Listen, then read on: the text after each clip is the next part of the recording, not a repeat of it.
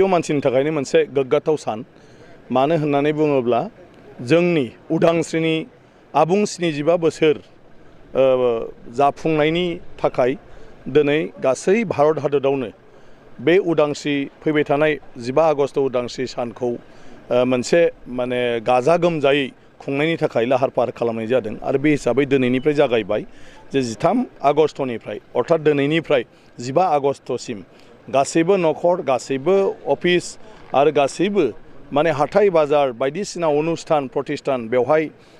माहारियारि फिरफिला बिरहोनानै बेखौ बयबो नोगोरारियानो माने फालिगोन आरो बे हिसाबै दिनै आं लामा लामा जेरावबो नुदों प्राय बयबो बेबायदि माहारियारि फिरफिला बयबो बिरहोदों आरो बियो मोनसे हादोरनि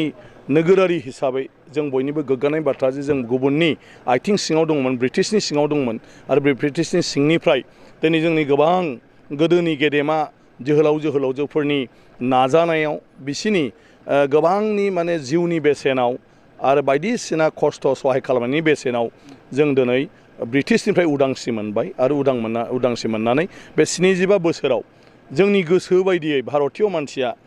बे भारत हादरखौ दावगालांनायनि थाखाय खामानि मावनानै जों दिनै मुलुगनि मानसिफोरजों फेर मारिनो हानाय बे थासारियाव जोङो सफैबाय गतिके गावखौनो आङो बे 75 बोसोर आबुं जानायनि जि मोनसे उत्सब बेखौ गाव फालिनो मोननानै आरो गावनि आखाइजों माहारियारि फिरफिलाखौ बिरहोनो मोननानै आं गावखौनो खाफाल गोनां सानदों आरो गोग्गानायबो मोनदों।